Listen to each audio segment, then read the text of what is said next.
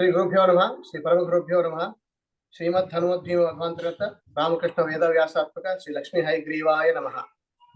ಶ್ರೀ ವ್ಯಾಸರಾಜ ಮಠದ ಪೀಠಾಧಿಪತಿಗಳಾದ ಶ್ರೀ ಶ್ರೀ ಒಂದ್ಸಾರ ಶ್ರೀ ವಿದ್ಯಾಶ್ರೀಶ ತೀರ್ಥ ಶ್ರೀಪಾದನವರು ಇವತ್ತು ನಮ್ಮ ಜೊತೆ ಸೇರಿದ್ದು ನಮ್ಮ ಭಾಗ್ಯ. ಅವರಿಗೆ ಸಾಷ್ಟಾಂಗ ನಮಸ್ಕಾರಗಳು ಹಾಗೂ ಧನ್ಯವಾದಗಳು. ಸ್ಯಾಂಡಿಯಾಗೋ ಸತ್ಸಂಗ ತಂಡದಿಂದ ಎಲ್ಲರಿಗೂ ಸ್ವಾಗತ. ಕ್ರೋಧಿನಾಮ ಸಂವತ್ಸರದ ರಾಮನವಮಿ ಪ್ರಯುಕ್ತ ಸಮಗ್ರ ಭಾಗವತ ಚಿಂತನ ಎಂಬ ಪ್ರವಚನ ಮಾಲಿಕೆಯನ್ನು ಆಯೋಜಿಸಿದ್ದೇವೆ. ಶ್ರೀಮದ್ ಭಾಗವತದ 12 ಸ್ಕಂದಗಳನ್ನು ಕಳೆದ 13 ದಿವಸಗಳಲ್ಲಿ 13 ಬೇರೆ ಬೇರೆ ಪಂಡಿತರಿಂದ ತಿಳಿಯಲು ಪ್ರಯತ್ನವನ್ನು ಭಾಗವತ ದ್ವಿಸಪ್ತಾಹ ಎಂದು ಹೆಸರಿಟ್ಟು ಇಂದು ಶ್ರೀಪಾದಗಳವರ ಆಶೀರ್ವಾಚನದೊಂದಿಗೆ ಮಂಗಳವನ್ನು ಆಚರಿಸುತ್ತಿದ್ದೇವೆ. ಈಗ ಶ್ರೀಗಳ ಕಿರು ಪರಿಚಯ ನಮ್ಮ ಸತ್ಸಂಗದ ಶ್ರೀ ಕೃಷ್ಣಕುಮಾರ್ ಅವರು ಮಾಡಿಕೊಡುತ್ತಾರೆ.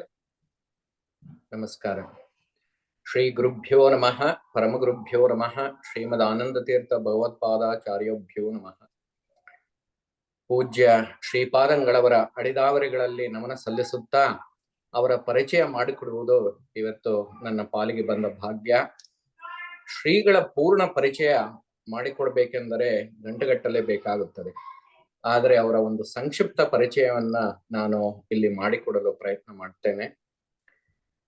ಶ್ರೀಗಳು ಶ್ರೀ ಪೂರ್ಣಪ್ರಜ್ಞಾ ವಿದ್ಯಾಪೀಠದಲ್ಲಿ ಮೊದಲ ಬ್ಯಾಚ್ ನಲ್ಲಿ ವಿದ್ಯಾರ್ಥಿಯಾಗಿ ಶ್ರೀ ಶ್ರೀ ವಿದ್ಯಾಮಾನ್ಯ ತೀರ್ಥ ಶ್ರೀಪಾದಂಗಳವರು ಮತ್ತು ಶ್ರೀ ಶ್ರೀ ವಿಶ್ವೇಶ ತೀರ್ಥ ಶ್ರೀಪಾದಂಗಳವರ ಬಳಿ ಅಧ್ಯಯನ ಮಾಡಿದ್ದಾರೆ.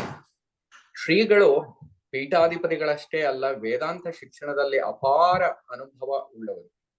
6 ಡಾಕ್ಟರೇಟ್ ಪದವಿಗಳು, ಶ್ರೀ ಪೂರ್ಣಪ್ರಜ್ಞಾ ಸಂಶೋಧನಾ ಮಂದಿರದ ನಿರ್ದೇಶಕ, ರಾಷ್ಟ್ರೀಯ ಸಂಸ್ಕೃತ ವಿದ್ಯಾಪೀಠ ತಿರುಪತಿ ಇದರ ವೈಸ್ ಚಾನ್ಸಲರ್ ಆಗಿದ್ದವರು. ದೇಶದ ಅನೇಕ ಯೂನಿವರ್ಸಿಟಿಗಳೊಡನೆ ಇವತ್ತಿಗೂ ಕೂಡ ಶ್ರೀಗಳ ಸಂಬಂಧ ಇದೆ. ಸುದೀರ್ಘವಾದ ಸಂಬಂಧ, ತುಂಬಾ ವರ್ಷಗಳಿಂದ ಇದೆ.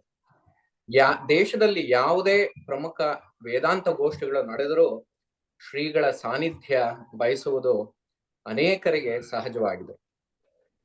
ಶ್ರೀಗಳು ಸಂಸ್ಕೃತದ ಅನೇಕ ಗ್ರಂಥಗಳನ್ನು ಕನ್ನಡಕ್ಕೆ ತರ್ಜುಮೆ ಮಾಡಿದ್ದಾರೆ. ಮಹೋಪಾಧ್ಯಾಯ ಬಿರುದು ಪಡೆದವರು, ರಾಷ್ಟ್ರಪತಿಗಳಿಂದ ಸರ್ಟಿಫಿಕೇಟ್ ಆಫ್ ಆನರ್ ಬಿರುದು ಪಡೆದವರು. 2017ರಲ್ಲಿ ಆಶ್ರಮ ಆಗುತ್ತೆ. ಕೇವಲ 7 ವರ್ಷಗಳಲ್ಲಿ ಶ್ರೀ ವ್ಯಾಸರಾಜ ಮಠದ ವೈಭವವನ್ನ ಪುನರ್ ಸ್ಥಾಪನೆ ಮಾಡಿದ್ದು ಶ್ರೀಗಳ ಅಮೋಘ ಸಾಧನೆ. ಅನೇಕ ಕಡೆಗಳಲ್ಲಿ ಇವತ್ತು ನಾವು ಕಾಣ್ತೇವೆ, ಹೊಸ ಕಟ್ಟಡಗಳು ಪುನರ್ ನಿರ್ಮಾಣಗಳು ಆಗ್ತಾ ಇವೆ. ಸೋಸ್ಲೆಗೆ ಹೋಗಿ ಬಂದವರು ಹಿಂದೆ ಮತ್ತೆ ಇವತ್ತು ನೋಡಿದರೆ ನಮ್ಗೆ ಅಜಗಜಾಂತರ ವ್ಯತ್ಯಾಸ ತಿಳಿಯುತ್ತೆ. ಹಾಗೆ ತಿರುಮಕೂಡ್ಲು ವ್ಯಾಸರಾಜ ಮಠ ಕೂಡ ನವೀಕರಣಗೊಳ್ತಾ ಇದೆ.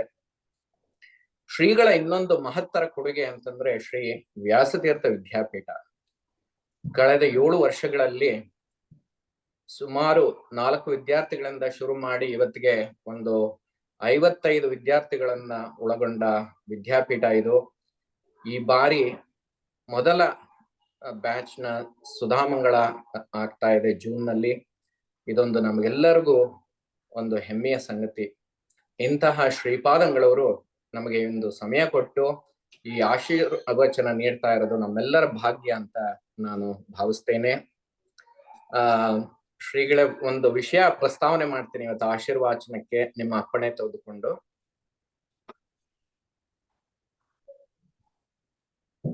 ಓಕೆ, ನಾವು 12 ಸ್ಕಂದಗಳಲ್ಲಿ ಏನು ಬಂದಿದೆ ಕತೆ ಅಂತ ಎಲ್ಲಾ ಪಂಡಿತರಿಂದ ಕಳೆದ 13 ದಿನಗಳಲ್ಲಿ ಕೇಳಿದ್ದೇವೆ.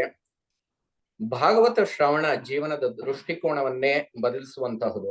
ಶ್ರೀ ಕೃಷ್ಣ ಪರಂಧಾಮಕ್ಕೆ ಹೋಗ್ಬೇಕಾದ್ರೆ ಹೋಗ್ತಾನೆ, ನನ್ನ ಸಾನ್ನಿಧ್ಯ ಭಾಗವತದಲ್ಲಿ ಸದಾ ಇರುತ್ತೆ ಅಂತ. ಇದನ್ನು ಮತ್ತೆ ಮತ್ತೆ ಕೇಳಿ ಅಂತ ಮಹಾತ್ಮರು ಹೇಳ್ತಾರೆ. ನಮಗೆ ಬೇರೆ ಗ್ರಂಥಗಳಿದ್ರು, ಭಗವದ್ಗೀತೆ, ಭಾರತ, ಪುರಾಣಗಳಿದ್ರು ಭಾಗವತನ ಮತ್ತೆ ಮತ್ತೆ ಕೇಳಿ ಅಂತ ಏತಕ್ಕೆ ಹೇಳ್ತಾರೆ? ಅದು ಒಮ್ಮೆ ಸಾಕು, ಕೇಳಿದ್ರೆ ಮಿಕ್ಕ ಗ್ರಂಥಗಳ ಅವಲೋಕನ ಮಾಡಿ ಶ್ರವಣ ಮಾಡಿ ಅಂತ ಹೇಳೋದಿಲ್ಲ. ಇಲ್ಲಿ ನಮಗೆ ಸಿಗುವ ವೇದವ್ಯಾಸರ ಸಂದೇಶ, ಶುಕಮುನಿಗಳ ಸಂದೇಶ ಮತ್ತು ಶ್ರೀಮದ್ ಆನಂದ ತೀರ್ಥರ ಸಂದೇಶ ಸಾರವನ್ನು ತಿಳಿಸ್ಕೊಟ್ಟು ಭಾಗವತದ ಪೂರ್ಣ ಸಾರವನ್ನು ಒಂದು ತಿಳಿಸ್ಕೊಡ್ಬೇಕು ಅಂತ ಶ್ರೀಗಳಲ್ಲಿ ಇವತ್ತು ಆಶೀರ್ವಚನದ ಮೂಲಕ ತಿಳಿಸ್ಕೊಡ್ಬೇಕು ಅಂತ ನಾನು ಕೇಳ್ಕೊಳ್ತೇನೆ. ಒಂದು 45 ನಿಮಿಷ ಪ್ರವಚನ ಆದ್ರೂ ಪರವಾಗಿಲ್ಲ ಸ್ವಾಮೀಜಿ, ಆಮೇಲೆ ಒಂದು 10 ನಿಮಿಷ ಕೊನೆಗೆ ಪ್ರಶ್ನೋತ್ತರಕ್ಕೆ ಅವಕಾಶ ಕೊಡೋಣ ಅಂತ ಕೇಳ್ಕೊತೀನಿ.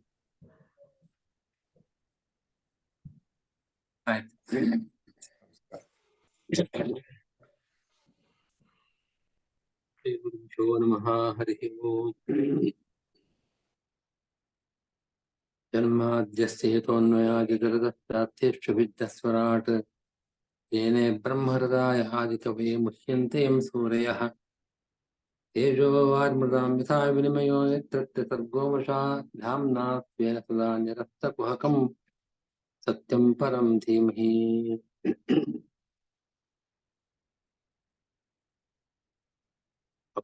भङ्गरहितम् अजडं विमलं सदा आनन्दतीर्थमुतलं भजे तापत्रयापहम्. यं प्रवृदन्तमनपेदमपेतकृत्यं द्वैपायनो विरहकातर आजुहाव पुत्रेति तन्मयतया सर्वोऽपि नेदुः तं सर्वभूतहृदयं मुनिमानतोऽस्मि.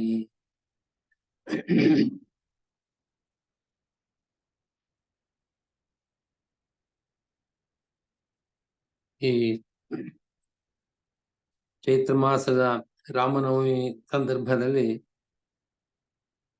13 ದಿವಸಗಳ ಕಾಲ ಅನೇಕ ವಿದ್ವಾಂಸರಿಂದ ನೀವು ಭಾಗವತ ಕಥಾಶ್ರವಣವನ್ನು ಮಾಡಿದ್ದೀರಿ.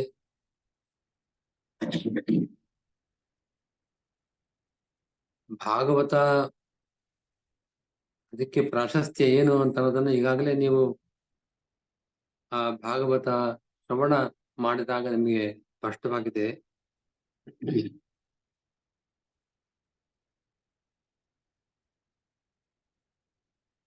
ಪದ್ಮಪುರಾಣದಲ್ಲಿ ಭಾಗವತದ ಮಹತ್ವವನ್ನ ವಿಶೇಷವಾಗಿ ವರ್ಣನೆ ಮಾಡಿದ್ದಾರೆ ವೇದವ್ಯಾಸರು. ನಾರದರನ್ನು ಕುರಿತು ಸನಕಾದಿ ಮಹರ್ಷಿಗಳು ಹೇಳುವ ಮಾತು ಪದ್ಮಪುರಾಣದಲ್ಲಿ ಬರ್ತಾ ಇದೆ. ವೇದೋಪನಿಷದಾಂ ಸಾರಾತ್ ಜಾತ ಭಾಗವತಿ ಕಥಾ ಅತ್ಯುತ್ತಮ ತಥೋ ಭಾತಿ ಪ್ರತದ್ಭೂತ ಫಲಾಕೃತಿ. ಭಾಗವತ ಹೇಗೆ ಭಗವಂತನ ಸರ್ವೋತ್ತಮತ್ವವನ್ನ, ಭಗವದ್ಭಕ್ತರ ಮಹಿಮೆಯನ್ನ ವರ್ಣನೆ ಮಾಡ್ತಾ ಇದೆಯೋ, ಹಾಗೆ ನಾವು ವೇದಗಳಲ್ಲಿ ಉಪನಿಷತ್ತುಗಳಲ್ಲೂ ಕೂಡ ಅದೇ ವಿಷಯ ಇದೆ. ಆದರೆ ಅಷ್ಟೇ ಅಲ್ಲ, ಭಾಗವತ ಪುರಾಣ ವೇದೋಪನಿಷತ್ತುಗಳ ಸಾರವೇ. ವೇದೋಪನಿಷದಾಂ ಸಾರಾತ್, ವೇದವ್ಯಾಸರು ಎಲ್ಲ ವೇದಗಳ ಉಪನಿಷತ್ತುಗಳ ಸಾರವನ್ನ ಸಂಗ್ರಹ ಮಾಡಿ ಭಾಗವತನ ನಿರ್ಮಾಣ ಮಾಡಿದ್ದಾರೆ. ಆ ಕಾರಣದಿಂದ ಅದು ಅತ್ಯುತ್ತಮವಾದ ಒಂದು ಕೃತಿ. ಆದರೆ ಇದೇ ಕಾರಣದಿಂದ ಭಾಗವತಕ್ಕೊಂದು ವೈಶಿಷ್ಟ್ಯ ಇದೆ. ಇವಾಗ ಒಂದು ಸನಕಾದಿಗಳು ಒಂದು ದೃಷ್ಟಾಂತ ಕೊಡ್ತಾರೆ. ಆಮೂಲಾಗ್ರಂ ಅಧಸ್ತಿಷ್ಠನ್ ಆಸ್ತೆ ನ ಸ್ವಾದ್ಯತೆ ಯಥ ಸಭೂಯ ಸಂಪೃತದ್ಭೂತಃ ಫಲೇ ವಿಶ್ವಮನೋಹರ. ಒಂದು ಮರ, ಅದರ ಫಲ ಬಹಳ ಮಧುರವಾಗಿರುತ್ತೆ. ಮಾಧುರ್ಯ, ಆ ಫಲದಲ್ಲಿ ಅಷ್ಟು ಮಧುರವಾದ ರಸ ಇದೆ. ಅದು ಎಲ್ಲಿಂದ ಬಂತು? ಆ ವೃಕ್ಷದಿಂದಲೇ ಬಂದದ್ದು. ಒಂದು ದೃಷ್ಟಿಯಿಂದ ಹೇಳೋದಾದ್ರೆ, ಆ ಮರದ ಬೇರಿನಿಂದ ಹಿಡಿದು ಕೊನೆಯವರೆಗೆ ಆ ರಸ ತುಂಬಿದೆ ಅದರಲ್ಲಿ. ಆದರೆ ನಾವು ಆ ಬೇರೆ ಭಾಗಗಳಿಂದ, ಮರದ ಬೇರೆ ಬೇರನ್ನು ಅಥವಾ ಒಂದು ಕೊಂಬೆಯನ್ನು, ಎಲೆಯನ್ನು ನಾವು ಆಸ್ವಾದನೆ ಮಾಡಿದ್ರೆ ನಮ್ಗೆ ಆ ರಸದ ಅನುಭವ ಆಗೋದಿಲ್ಲ. ಅದರಂತೆ ಆದ್ರೆ ಒಂದು ಆ ಫಲವನ್ನ ನಾವು ಸ್ವೀಕಾರ ಮಾಡಿದಾಗ ಆ ಯಾವುದೇ ಮರದ ಭಾಗದಿಂದ ನಾವು ಅನುಭವಿಸಲಾಗದ ರಸದ ಅನುಭವ ನಮ್ಗೆ ಆ ಫಲವನ್ನ ಸ್ವೀಕಾರ ಮಾಡಿದಾಗ ನಮ್ಮ ಅನುಭವ ಬರ್ತಾ ಇದೆ. ಹಾಗೆ ವೇದೋಪನಿಷತ್ತುಗಳಲ್ಲಿ ಎಲ್ಲವೂ ತುಂಬಿದೆ ನಿಜ. ಆದರೆ ಆ ವೇದೋಪನಿಷತ್ತುಗಳನ್ನ ನೀವು ಅಧ್ಯಯನ ಮಾಡಿದಾಗ ನಿಮಗೆ ಆ ರಸದ ಅನುಭವ ಆಗೋದು ಕಷ್ಟ, ಬಹಳ ಕಷ್ಟ. ಬಹಳ ಜನ್ಮಗಳಲ್ಲಿ ಆ ವೇದಶಾಸ್ತ್ರಗಳನ್ನ ಅಧ್ಯಯನ ಮಾಡಿದವರು ಅದರ ಸ್ವಾರಸ್ಯವನ್ನ ಅನುಭವ ಮಾಡಬಲ್ಲರು. ನಾವು ವೇದೋಪನಿಷತ್ತುಗಳಲ್ಲೂ ಭಾಗವತದಲ್ಲೂ ವಿಷಯ ಒಂದೇ ಇದೆ ಅಂತ ಹೇಳಿ ವೇದಾದಿ ಶಾಸ್ತ್ರಗಳನ್ನ ನಾವು ಅಧ್ಯಯನ ಮಾಡಕ್ ಹೊರಟಾಗ ನಮ್ಗೆ ಆ ರಸದ ಅನುಭವ ಆಗೋದಿಲ್ಲ. ಆದರೆ ಭಾಗವತ ಅನ್ನೋದು ಹಾಗೆ ಒಂದು ಮರದಲ್ಲಿ ಬಿಟ್ಟ ಒಂದು ಫಲದಂತೆ. ಆ ಫಲವನ್ನ ಆಸ್ವಾದನೆ ಮಾಡಿದಾಗ ಆ ಮಾಧುರ್ಯ, ಆ ಮಧುರ ರಸ ನಮಗೆ ಆ ಕ್ಷಣದಲ್ಲೇ ಅನುಭವಕ್ಕೆ ಬರ್ತಾ ಇದೆ. ಅದರಂತೆ ವೇದೋಪನಿಷತ್ತುಗಳ ಸಾರ, ಅದರ ಫಲವಿದ್ದಂತೆ ಭಾಗವತ ಗ್ರಂಥ ಇದೆ. ಆದ್ದರಿಂದ ಭಾಗವತದಲ್ಲಿ ಬರತಕ್ಕಂಥ ಅನುಭವ, ಭಾಗವತ ಶ್ರವಣದಿಂದ, ಅದರ ಮನನದಿಂದ ನಾವು ಪಡೆಯತಕ್ಕಂಥ ಅನುಭವ ಬೇರೆ ಯಾವುದೇ ವೇದಶಾಸ್ತ್ರಗಳ ಅಧ್ಯಯನದಿಂದ ನಾವು ಪಡೆಯಲಾರು. ಜ್ಞಾನಿಗಳೂ ಕೂಡ, ವೇದಶಾಸ್ತ್ರಗಳ ಅಧ್ಯಯನ ಮಾಡಿದವರು ಕೂಡ ಭಾಗವತವನ್ನ ನೋಡಿ ಅಧ್ಯಯನ ಮಾಡಿದಾಗ, ಭಾಗವತ ಶ್ರವಣ ಮಾಡಿದಾಗ, ಭಾಗವತ ಪ್ರವಚನ ಮಾಡಿದಾಗ ವಿಶೇಷವಾದ ಆನಂದವನ್ನ ಅನುಭವ ಮಾಡ್ತಾರೆ. ಅವ್ರು ಮಹಾಪಂಡಿತರಾಗಿರ್ಬೋದು, ವಿದ್ವಾಂಸರಾಗಿರ್ಬೋದು, ವೇದಶಾಸ್ತ್ರಗಳನ್ನ ಚೆನ್ನಾಗಿ ಅಧ್ಯಯನ ಮಾಡಿರ್ಬೋದು. ಅಂಥವರಿಗೂ ಕೂಡ ಆ ಭಾಗವತ ಕಥಾಮೃತ ಅಷ್ಟು ಮನಸ್ಸಿಗೆ ಆಹ್ಲಾದವನ್ನ ಆ ಕ್ಷಣದಲ್ಲಿ ನಮಗೆ ಕೊಡ್ತಕ್ಕಂತಹದ್ದು. ಹಾಗೆ ಇನ್ನೊಂದು ಸನಕಾದಿಗಳು ಇನ್ನೊಂದು ಉದಾಹರಣೆ ಕೊಡ್ತಾ ಇದ್ದಾರೆ. ಯಥಾ ದುಗ್ಧೆ ಸ್ಥಿತಂ ಸರ್ಪಿ ನ ಸ್ವಾದಾಯ ಉಪಕಲ್ಪತೆ, ಪೃಥಗ್ಭೂತಂ ಹಿ ತದ್ದ್ರವ್ಯಂ ದೇವಾನಾಂ ರಸವರ್ಧನಂ. ಈ ತುಪ್ಪ, ಘೃತ ಅದು ಹಾಲಿನಲ್ಲೇ ಇದೆ. ಆದರೆ ನಾವು ಹಾಲನ್ನ ಪಾನ ಮಾಡಿದಾಗ, ಕ್ಷೀರಪಾನ ಮಾಡಿದಾಗ ನಮಗೆ ಆ ತುಪ್ಪದ ಅನುಭವ ಬರೋದಿಲ್ಲ. ಆ ಘೃತದ ಆ ಒಂದು ರಸ ವಿಶೇಷ, ಅದರ ಅನುಭವ ಬರೋದಿಲ್ಲ. ಅದರಿಂದ ಪ್ರತ್ಯೇಕವಾಗಿ ತೆಗೆದು, ತುಪ್ಪ ತೆಗೆದು ಅದನ್ನು ನಾವು ತಿಂದರೆ ನಮ್ಗಾಗ್ತಕ್ಕಂಥ ಅನುಭವನೇ ಬೇರೆ. ಹಾಗೆ ಅಂತ ಹೇಳಿ ಆ ತುಪ್ಪ ಯಾವುದರಿಂದ ಸಿಗತ್ತೆ, ಆ ಕ್ಷೀರಪಾನವನ್ನು ಮಾಡಿ ನಾವು ತುಪ್ಪದ ಸವಿಯನ್ನ ಅನುಭವಿಸುವು ಅಂತ ಯಾರಿಗೂ ಗೊತ್ತಾಗುವುದಿಲ್ಲ. ಅಂತ ಅನುಭವ ಯಾರಿಗೂ ಇಲ್ಲ. ಇನ್ನೊಂದು ಉದಾಹರಣೆ ಕೊಡೋದಾದ್ರೆ, ಈ ಕಬ್ಬಿನ ಜಲ್ಲೆ, ಇಕ್ಷುದಂಡ, ಅದರಲ್ಲಿ ಸಕ್ಕರೆ ತುಂಬಿದೆ. ಕೆಳಗಿಂದ ಮೇಲಿನವರೆಗೂ ಕೂಡ ಆ ಸಕ್ಕರೆ ಅದರಲ್ಲಿ ದಟ್ಟವಾಗಿ ತುಂಬಿರ್ತದೆ. ಆದರೆ ನಾವು ಸಕ್ಕರೆಯನ್ನೇ ನೇರವಾಗಿ ತಿಂದಾಗ ಬರತಕ್ಕಂಥ ಅನುಭವನೇ ಬೇರೆ. ಆ ಕಬ್ಬಿನ ಜಲ್ಲೆಯನ್ನ ನಾವು ಕಷ್ಟಪಟ್ಟು ಅದರ ರಸವನ್ನ ನಾವು ಅನುಭವಿಸಬಹುದು. ಆದರೆ ಈ ಸುಖ, ಈ ಅನುಭವ ಆ ಸಕ್ಕರೆಯನ್ನ ನಾವು ಸ್ವೀಕಾರ ಮಾಡಿದಾಗ ಬರತಕ್ಕಂಥ ಅನುಭವನೇ ವಿಚಿತ್ರವಾದದ್ದು. ಇಂಥ ದೃಷ್ಟಾಂತಗಳನ್ನೆಲ್ಲ ಆ ಸನಕಾದಿ ಮುನಿಗಳು ನಾರದರಿಗೆ ಕೊಡ್ತಾ ಇದ್ದಾರೆ. ಯಥಾ ದುಗ್ಧೆ ಸ್ಥಿತಂ ಸರ್ಪಿ ನ ಸ್ವಾದಾಯ ಉಪಕಲ್ಪತೆ, ಪೃಥಗ್ಭೂತಂ ಹಿ ತದ್ದ್ರವ್ಯಂ ದೇವಾನಾಂ ರಸವರ್ಧನಂ. ನೀವು ಹೋಮ ಮಾಡ್ಬೇಕಾದ್ರೆ ಆಜ್ಯ, ತುಪ್ಪದ ಆಹುತಿಯನ್ನು ಕೊಡ್ತಾರೆ. ದೇವತೆಗಳಿಗೆ ಅದು ಬಹಳ ಪ್ರೀತಿ. ಆ ರೀತಿ ಆಹುತಿಯನ್ನು ಕೊಟ್ಟಾಗ ದೇವತೆಗಳು ತುಂಬಾ ಸಂತೋಷದಿಂದ ಸ್ವೀಕಾರ ಮಾಡ್ತಾರೆ. ಆದರೆ ಆ ತುಪ್ಪ ಹಾಲಿನಲ್ಲೇ ಇದೆ, ಹಾಲಿನಿಂದ ಬಂದದ್ದು. ಹಾಗೆ ಅಂತ ಹೇಳಿ ನಾವು ಹಾಲನ್ನೇ ಆಹುತಿಯನ್ನಾಗಿ ಕೊಟ್ರೆ ದೇವತೆಗಳು ಅಷ್ಟು ಆದರದಿಂದ ಸ್ವೀಕಾರ ಮಾಡೋದಿಲ್ಲ. ದೇವತೆಗಳು ಸ್ವೀಕಾರ ಮಾಡೋದು ಆ ಹಾಲಿನಿಂದ ಪ್ರತ್ಯೇಕವಾಗಿ ತೆಗೆದ ಆ ತುಪ್ಪ ಆಜ್ಯ ಹೋಮವನ್ನು ಮಾಡಿದಾಗ ದೇವಾನಾಂ ರಸವರ್ಧನಂ. ಹೀಗೆ ಭಾಗವತ ಅಂತ ಅನ್ನೋದು ವೇದೋಪನಿಷತ್ತುಗಳ ವಿಷಯಗಳನ್ನೇ ಒಳಗೊಂಡಿದೆ ನಿಜ. ಆದರೆ ವೇದೋಪನಿಷತ್ತುಗಳ ಸಾರ ಭಾಗವತದಲ್ಲಿದೆ. ಸಾರ ಭಾಗವನ್ನ ನಾವು ಬಹುಬೇಗ ಆಸ್ವಾದನೆ ಮಾಡಿದಾಗ ಆ ಆನಂದವನ್ನ ನಾವು ಅನುಭವಿಸ್ತಿದ್ದೇವೆ. ಇದು ಭಾಗವತದ ವಿಶೇಷ ಒಂದು ಮಹತ್ವ. ಅದನ್ನ ಪದ್ಮಪುರಾಣದಲ್ಲಿ ಹೇಳಿದ್ದಿದೆ.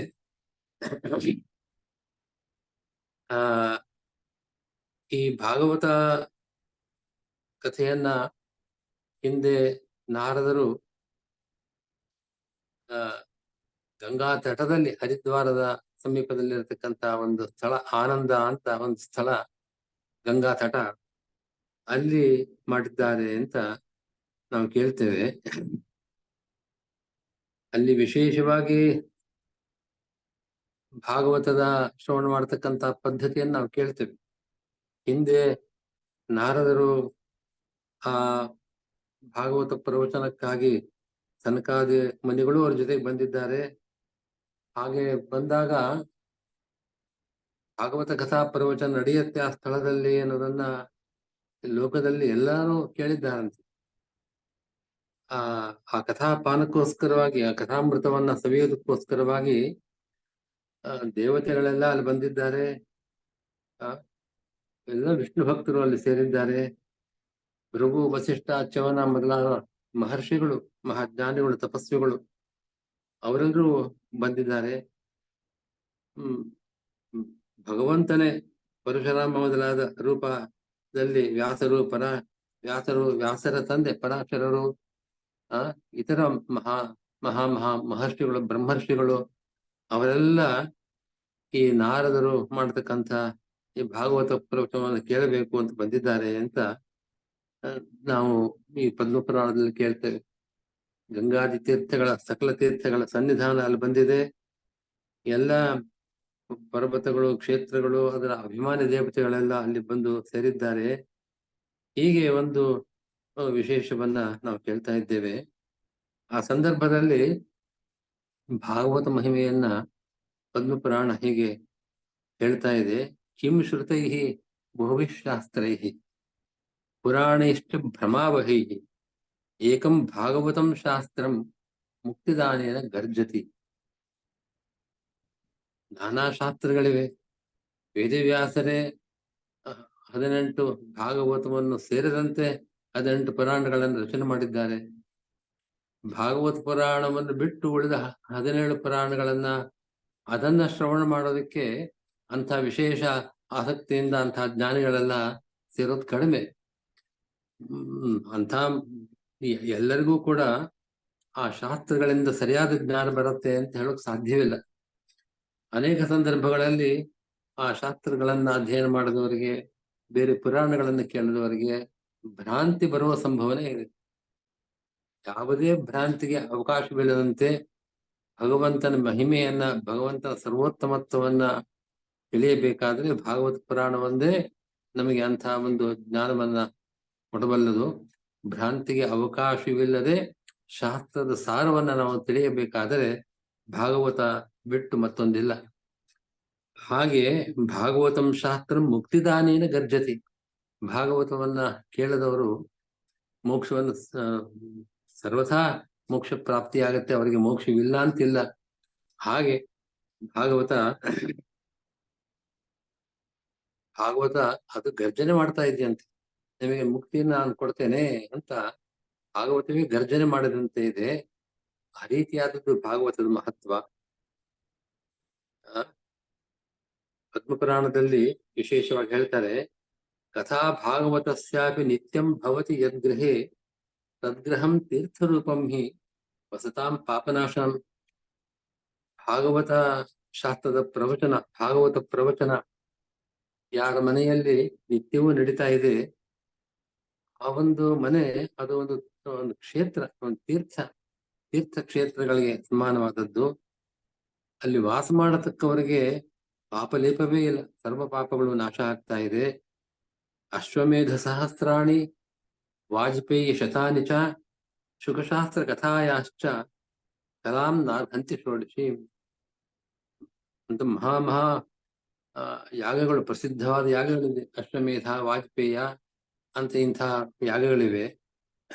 ಅಂತ ನೂರಾರು ಸಾವಿರಾರು ಯಾಗಗಳನ್ನ ಮಾಡಿದರೂ ಕೂಡ ಶುಕಶಾಸ್ತ್ರ, ಭಾಗವತ ಇದರ ಕಥೆಯ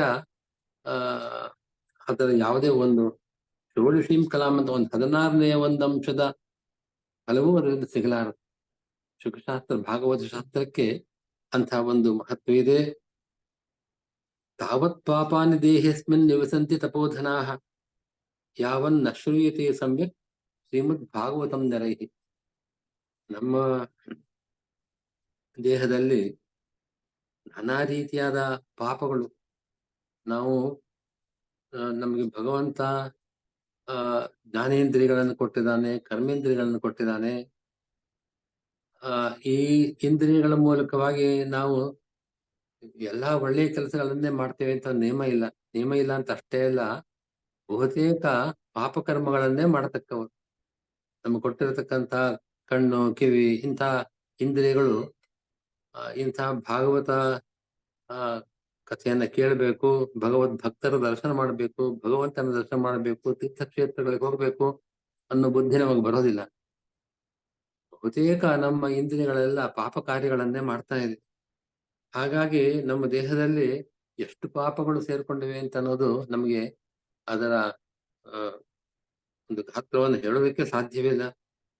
ತಾವತ್ ಪಾಪಾನಿ ದೇಹಸ್ಮಿನ್ ನಿವಸಂತಿ ತಪೋಧನ. ಆದ್ರೆ ಎಷ್ಟು ಪಾಪಗಳು ಕೂಡ ಯಾವನ್ ನಶ್ರೂಯತೆ, ಎಲ್ಲಿವರೆಗೆ ನಾವು ಭಾಗವತ ಪ್ರವಚನವನ್ನ ಕೇಳೋದಿಲ್ವೋ ಅಲ್ಲಿವರೆಗೂ ಪಾಪಗಳೆಲ್ಲ ಒಳ್ಳೆ ತಮ್ಮ ಆವಾಸ ಸ್ಥಾನ ಈ ದೇಹ ಅಂತ ದೃಢವಾಗಿ ನಿಂತಿರ್ತವೆ. ಆದರೆ ಅದನ್ನು ಭಾಗವತ ಶ್ರವಣ ಮಾಡಿದ್ರೆ ಸರ್ವ ಪಾಪ ನಾಶ ಆಗ್ತಾ ಇದೆ. ಇದು ಭಾಗವತದ ಮಹತ್ವ. ನ ಗಂಗಾ ನ ಗಯಾ ಕಾಶಿ ಪುಷ್ಕರಂ ನ ಪ್ರಯಾಗಕಂ ಶುಭಶಾಸ್ತ್ರ ಕಥಾಯ ಅಷ್ಟ ಫಲೇನ ಸಮತಾಂಬರೇ. ನಾನಾ ಕ್ಷೇತ್ರಗಳಿದೆ, ನಾನಾ ತೀರ್ಥಗಳಿವೆ. ಅದ್ಯಾವುದೂ ಕೂಡ ಈ ಭಾಗವತ ಶ್ರವಣದಿಂದ ಏನು ನಾವು ಫಲವನ್ನ ಪಡಿತೇವೆ ಆ ಫಲವನ್ನು ಕೊಡಲಾರದು. ಹಾಗೆ ಅಂತ ಹೇಳಿ ಅದರಲ್ಲಿ ವ್ಯರ್ಥ ಅಂತ ಅರ್ಥ ಅಲ್ಲ. ಅಂತ ತೀರ್ಥಕ್ಷೇತ್ರಗಳ ಯಾತ್ರೆ ಇದೆಲ್ಲವೂ ಕೂಡ ನಮಗೆ ಭಕ್ತಿ ಸಾಧನವಾಗುವಂತೆ ನಾವು ಅದನ್ನ ಆ ಕಾರ್ಯಗಳನ್ನ ಅನುಷ್ಠಾನ ಮಾಡಬೇಕು. ತೀರ್ಥಕ್ಷೇತ್ರಗಳಿಗೆ ನಾವು ಹೋಗ್ತೇವೆ, ಹೋದಾಗ ನಮಗೆ ಮನಸ್ಸು ಯಾವಾಗಲೂ ಭಗವಂತನಲ್ಲೇ ನೆಲೆಸಿರ್ತಕ್ಕಂತಹ ಸ್ಥಿತಿಯಲ್ಲಿ ಇರೋದಿಲ್ಲ. ನಾನಾ ಎಲ್ಲೆಲ್ಲೋ ದೃಷ್ಟಿ ಇರ್ತದೆ. ಕೆಲವು ಸ್ವಲ್ಪ ಕಾಲ ಭಗವಂತನ ಸ್ಮರಣೆ ಮಾಡೋದು ಕೂಡ ಕಷ್ಟ. ಅಂತ ಯಾತ್ರೆ ಕಾಲದಲ್ಲಿ ನಾನಾ ಕ್ಲೇಶಗಳನ್ನ ಅನುಭವಿಸ್ತೇವೆ. ಅದೆಲ್ಲ ಕಳೆದುಕೊಂಡು ಭಗವಂತನಲ್ಲಿ ನಿರ್ಮಲ ಚಿತ್ತದಿಂದ ಅಷ್ಟು ಭಕ್ತಿಯಿಂದ ನಮ್ಮ ಮನಸ್ಸನ್ನು ಇಡೋದಕ್ಕೆ ಸಾಧ್ಯವಾಗೋದಿಲ್ಲ. ಅದು ಭಾಗವತ ಪ್ರವಚನವನ್ನ ಕೇಳ್ತಾ ಕೂತಾಗ ಮಾತ್ರ ಆ ಮನಸ್ಸು ಏಕಾಗ್ರತೆಯಿಂದ ಭಗವಂತನಲ್ಲಿ ಆಸಕ್ತವಾಗ್ತಾ ಇದೆ. ಆ ದೃಷ್ಟಿಯಿಂದ ಈ ಗಂಗಾದಿ ತೀರ್ಥಗಳು ಯಾವುದು ಕೂಡ ಭಾಗವತಕ್ಕೆ ಸಮಾನವಲ್ಲ ಅಂತ ಹೇಳ್ತಾ ಇದ್ದಾರೆ. ಇಂತಹ ಭಾಗವತ ಶ್ಲೋಕಾರ್ಧಂ ಶ್ಲೋಕಪಾದಂ ವಾ ನಿತ್ಯಂ ಭಾಗವತೋದ್ಭವಂ ಪಠಸ್ವ ಸುಮುಖೇನೈವ ಯದಿ ಇಚ್ಛತಿ ಪರಾಂಗತಿಂ. ಒಂದು ಪುರಾಣ ಹೇಳ್ತಾ ಇದೆ, ನಿಮಗೆ ಪರಗತಿ, ಉತ್ತಮವಾದ ಗತಿ ಒಂದು ಬರಬೇಕು ಅಂತ ಅನ್ನೋ ಅಪೇಕ್ಷೆ ಇದ್ದರೆ ನೀವು ನಿಮ್ಮ ಮುಖದಿಂದಲೇ ಇನ್ಯಾರೋ ಹೇಳಿದ್ರು ವಿಶೇಷ ಕೇಳ್ಬೇಕಾದ ಸರಿಯೇ. ಆದ್ರೆ ಒಂದು ಶ್ಲೋಕದ ಅರ್ಧ ಭಾಗ, ಅದಾಗದೆ ಹೋದ್ರೆ ಒಂದು ಕಾಲು ಭಾಗ, ಅಷ್ಟನ್ನಾದ್ರೂ ಕೂಡ ಪ್ರತಿನಿತ್ಯವೂ ಕೂಡ ಪಠನ ಮಾಡುವ ಒಂದು ಕ್ರಮವನ್ನ ಇಟ್ಟುಕೊಂಡ ಪಕ್ಷದಲ್ಲಿ ಅದು ಮಹಾ ಫಲವನ್ನು ಕೊಡ್ತಕ್ಕದ್ದು. ಅಂಥ ಒಂದು ವಿಶೇಷವಾದ ಶಾಸ್ತ್ರ ಇದು.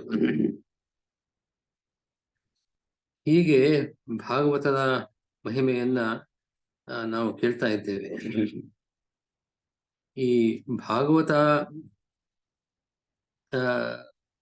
ನಮಗೆ ಉತ್ತಮವಾದ ಗತಿ ಸಿಗಬೇಕು, ಭಗವಂತನಲ್ಲಿ ವಿಶೇಷವಾದ ಭಕ್ತಿ ಅದಕ್ಕೆ ಸಾಧನವಾದದ್ದು, ಅದನ್ನು ಪಡೆಯಬೇಕು ಅಂತಂದ್ರೆ ನಮ್ಮ ಮನಸ್ಸಿನ ಮೇಲೆ ನಿಯಂತ್ರಣ ಬೇಕು. ಮನಸ್ಸು ಬೇರೆ ಕಡೆ ಹೋಗದೇ ಇದ್ದಂತೆ ಭಗವಂತನಲ್ಲಿ ನೆಲೆಸುವಂತೆ ನಮ್ಮ ಮನಸ್ಸಿನ ನಿಯಂತ್ರಣವನ್ನ ನಾವು ಪಡೆಯಬೇಕು. ಮತ್ತು ತುಂಬಾ ನಿಯಮಗಳನ್ನ ಸದಾಚಾರಿಗಳಾಗಿರ್ಬೇಕು.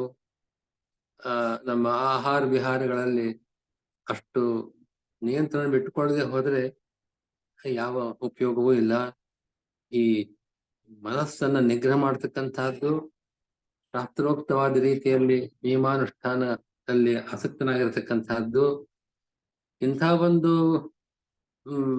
ಬಹಳ ಈ ರೀತಿಯಲ್ಲಿ ಜೀವನ ಸಾಗಿಸೋದು ಬಹಳ ಕಷ್ಟ. ಆದ್ರೆ ನಾವು ಭಾಗವತ ಶ್ರವಣ ಮಾಡಿದಾಗ ಈ ಲೋಪಗಳೆಲ್ಲ ಇದ್ರೂ ಕೂಡ ನಮಗೆ ಅದರಿಂದ ಬಾಧೆ ಬರಲಾರದು. ಅದನ್ನೇ ಪದ್ಮಪುರಾಣ ಹೇಳ್ತಾ ಇದೆ. ಸಪ್ತಾಹ ಶ್ರವಣ, ಭಾಗವತ ಸಪ್ತಾಹದ ಶ್ರವಣವನ್ನು ಹೇಳ್ಬೇಕಾದ್ರೆ ಈ ಮಾತು ಬರುತ್ತಲ್ಲ, ಮನೋವೃತ್ತಿ ಜಯಶ್ಚೈವ ನಿಯಮಾಚರಣಂ ತಥಾ ದೀಕ್ಷಾ ಕರ್ತುಂ ಅಶಕ್ಯತ್ವಾತ್ ಸಪ್ತಾಹ ಶ್ರವಣಂ ಮತಂ. ಈಗ ಹೇಳಿದಂತೆ ನಮ್ಮ ಮನಸ್ಸಿನ ನಿಗ್ರಹ, ನಮ್ಮ ಜೀವನದಲ್ಲಿ ಶಾಸ್ತ್ರೋಕ್ತ ರೀತಿಯಿಂದ ಆ ನಿಯಮಗಳನ್ನ ಅನುಷ್ಠಾನ ಮಾಡ್ತಕ್ಕಂಥದ್ದು, ವ್ರತ ದೀಕ್ಷೆಯನ್ನ ಯಾವಾಗಲೂ ಪಡೆದಿರತಕ್ಕಂಥದ್ದು, ಇದೆಲ್ಲ ಸಾಧ್ಯ. ಆದರೆ ಸಪ್ತಾಹ ಶ್ರವಣ ಈ ಲೋಪವನ್ನೆಲ್ಲ ಪರಿಹಾರ ಮಾಡ್ತಾ ಇದೆ. ಹಾಗೇಂತ ಸಪ್ತಾಹ ಶ್ರವಣದ ಮಹತ್ವವನ್ನು ವಿಶೇಷವಾಗಿ ಹೇಳ್ತಾ ಇದೆ. ಈ ಸಪ್ತಾಹ ಶ್ರವಣದ ಮಹತ್ವವನ್ನ ಹೀಗೆ ಹೇಳುತ್ತೆ ನೋಡಿ ಅಲ್ಲಿ ಪದ್ಮಪುರಾಣ.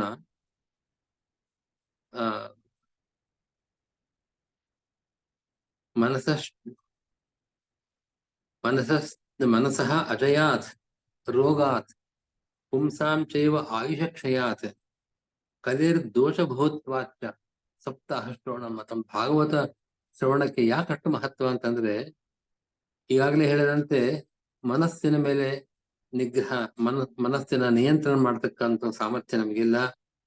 ಜೊತೆಗೆ ನಾನಾ ರೋಗಗಳ ಬಾಧೆ, ದೈಹಿಕವಾದ ಮಾನಸಿಕವಾದ ರೋಗಗಳು ನಮ್ಮನ್ನು ಪೀಡಿಸ್ತಾ ಇರ್ತದೆ. ಆ ಕಾರಣದಿಂದ ನಮ್ಮ ಆಯಸ್ಸು ಬಹಳ ಕಡಿಮೆ. ಜೊತೆಗೆ ಈ ಕಲಿಯುಗದ ಪ್ರಭಾವ, ಕಲಿಯುಗದಲ್ಲಿ ನಾನಾ ದೋಷಗಳು, ನಾವಿರ್ತಕ್ಕಂತಹ ವಾತಾವರಣದಲ್ಲಿ ನಮಗೆ ಯಾವುದನ್ನು ಇಂತಹ ಕಾರ್ಯಗಳನ್ನ ಮಾಡೋದಕ್ಕೆ ಸಾಧ್ಯವಿಲ್ಲ ಎಂಬ ರೀತಿಯ ವಾತಾವರಣ ಇರ್ತದೆ. ಕಲೇಹೇ ದೋಷಭೂತ್ವಾಚ ಸಪ್ತಾಹ ಶ್ರವಣ ಮತ. ಭಾಗವತ ಸಪ್ತಾಹ ಶ್ರವಣ ಮಾಡ್ತೀವಿ. ಭಾಗವತ ಸಪ್ತಾಹ ಅಂತಂದ್ರೆ 7 ದಿವಸಗಳ ಶ್ರವಣ. ಇಡೀ ವರ್ಷದಲ್ಲಿ ಪ್ರತಿನಿತ್ಯವೂ ಕೂಡ ಭಾಗವತ ಶ್ರವಣ ಮಾಡಬೇಕು, ನಿಜ. ಆದ್ರೆ ಆ ರೀತಿ ಮಾಡಲಾರು. ಮನೆ ಪಕ್ಷ ವರ್ಷದಲ್ಲಿ ಕೆಲವು ಸಲ ಅಥವಾ ಒಂದು ಬಾರಿ ಆದ್ರೂ ಕೂಡ ಭಕ್ತಿಯಿಂದ ಸಪ್ತಾಹ ಶ್ರವಣಕ್ಕೋಸ್ಕರವಾಗಿ ನಾವು ಪ್ರಯತ್ನ ಪಟ್ಟಲ್ಲಿ ಈ ಎಲ್ಲ ದೋಷಗಳು ಕೂಡ ಪರಿಹಾರ ಆಗ್ತಾ ಇದೆ.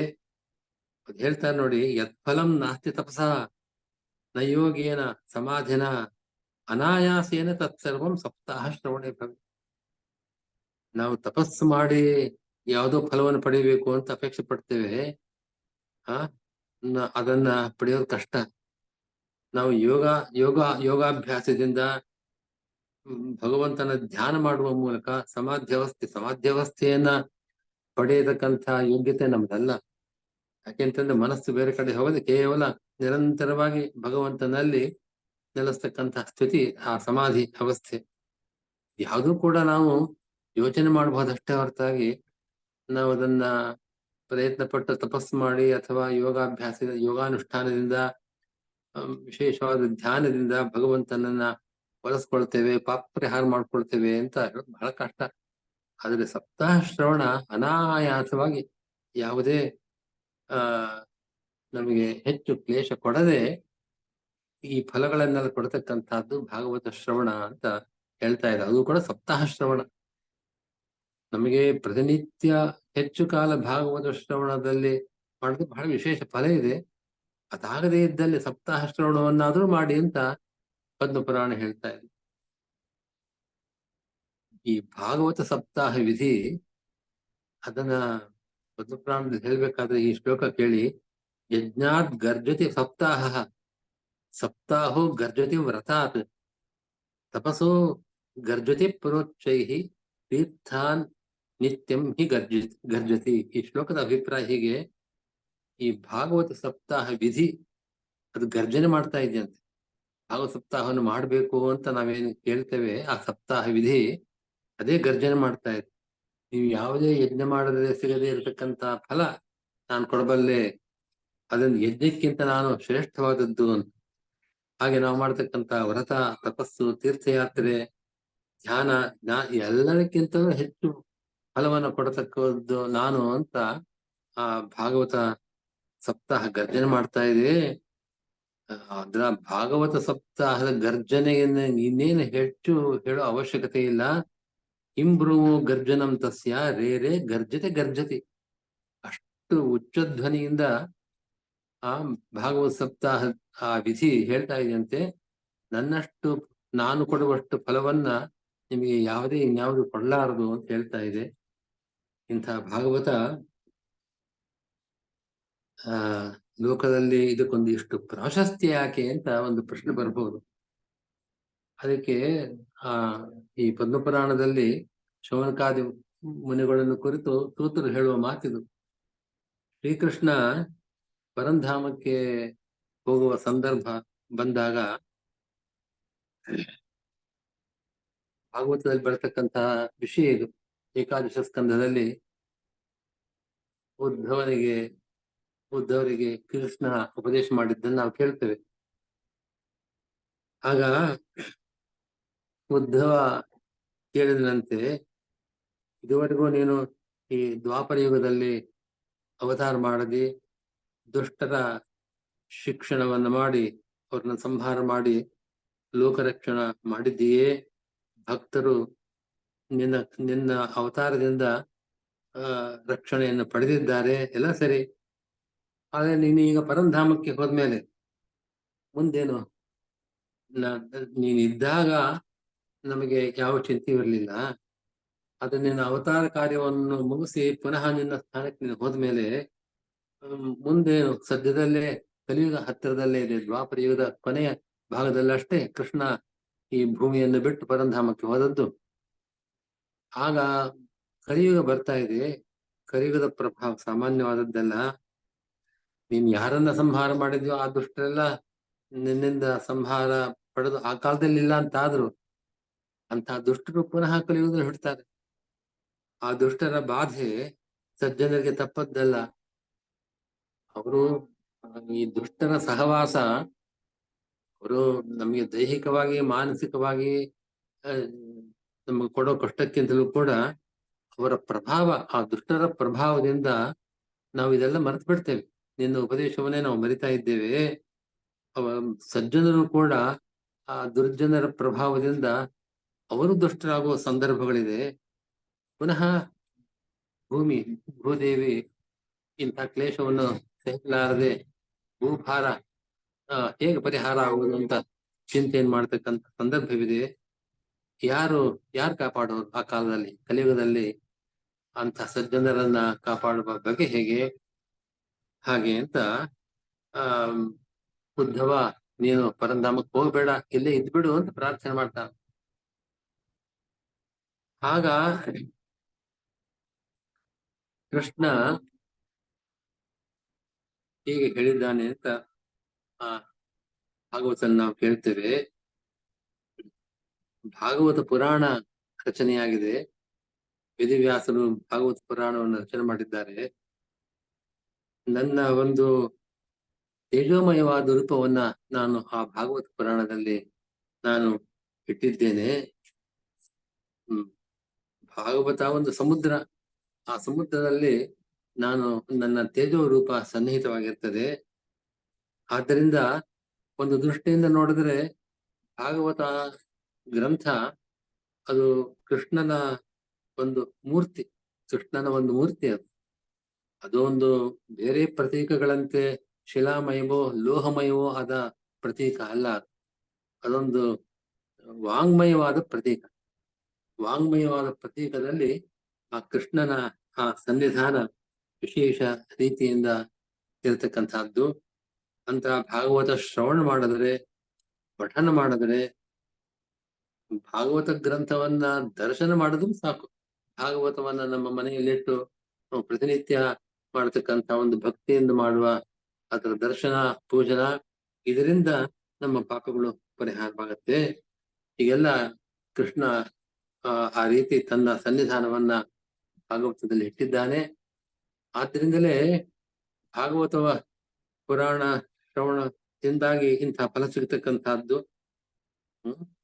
ನಮ್ಮ ದುಃಖ, ನಮ್ಗಿರತಕ್ಕಂಥ ನಾನಾ ಕ್ಲೇಶಗಳು, ನಮ್ಮ ದಾರಿದ್ರ್ಯ, ಈ ಎಲ್ಲ ದೌರ್ಭಾಗ್ಯಗಳ ವಿಶೇಷವಾಗಿ ನಮ್ಮ ಮನಸ್ಸಲ್ಲಿರತಕ್ಕಂತಹ ಕಾಮ ಕ್ರೋಧ ಮೊದಲಾದ ಪರಿಷಟ್ ವರ್ಗ ಅಂತ ಹೇಳ್ತಾರಲ್ಲ, ಅವುಗಳನ್ನ ಪರಿಹಾರ ಮಾಡೋದಕ್ಕೋಸ್ಕರವಾಗಿ ನಾವು ಭಾಗವತವನ್ನೇ ಶರಣು ಹೊಂದಬೇಕು, ಭಾಗವತವನ್ನೇ ಆಶ್ರಯಿಸಬೇಕು. ಹೀಗಾಗಿ ಈ ಭಾಗವತದ ಮಹಿಮೆ ಹಾಗೆ ಅಪಾರವಾದದ್ದು ಅಂತ ಪದ್ಮಪುರಾಣದಲ್ಲಿ ಸೂತ ಪುರಾಣಿಕರು ಶೌನಕರನ್ನ ಹೊರತು ಹೇಳ್ತಕ್ಕಂಥ ಮಾತುಗಳು ಬರ್ತಾ ಇವೆ. ಆ, ಹಿಂದೆ ಪದ್ಮಪುರಾಣದಲ್ಲಿ ಇಂದು ಗೋಕರ್ಣೋಪಾಖ್ಯಾನ ಅಂತ ಒಂದು ಹಾಗೆ ಬರ್ತದೆ ಕಥೆ, ಭಾಗವತ ಮಹಾತ್ಮನ್ನು ಹೇಳ್ತಕ್ಕಂಥದ್ದು. ಅದನ್ನ ನಾನು ವಿಶೇಷವಾಗಿ ಪ್ರಸ್ತಾಪ ಮಾಡೋದಿಲ್ಲ, ಅದು ದೀರ್ಘವಾದ ಕಥೆ ಅದು. ಅಲ್ಲಿ ಒಬ್ಬ ದುಷ್ಟ ದುಂದುಕಾರಿ ಅಂತ, ಆ ದುಷ್ಟ ಅವನ ಸಹೋದರ ಗೋಕರ್ಣ ಮಹಾಭಕ್ತ.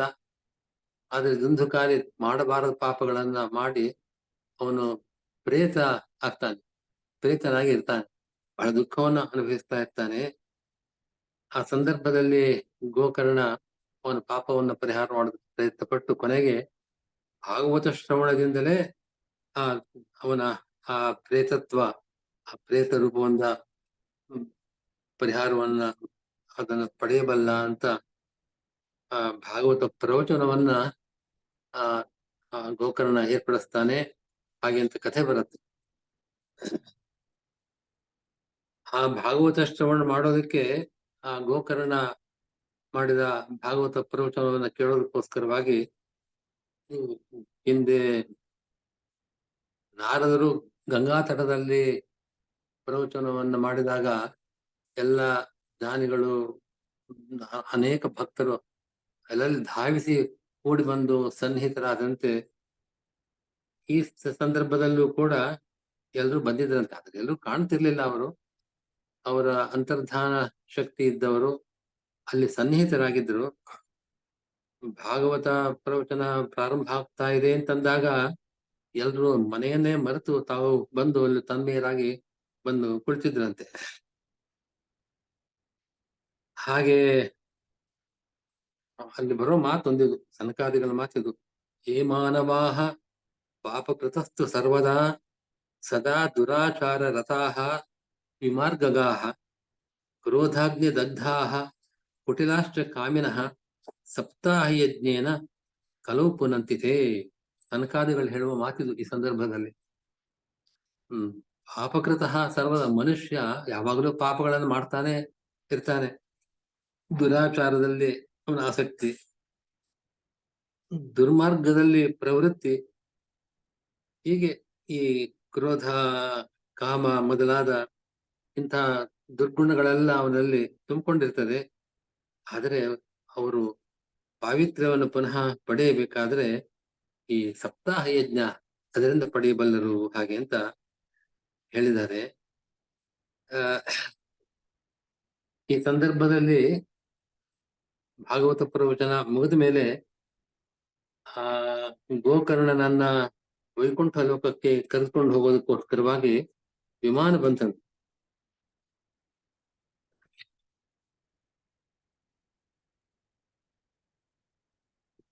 ಆ ಭಾಗದ ಸ್ವಲ್ಪ ಹೇಳ್ತೇನೆ.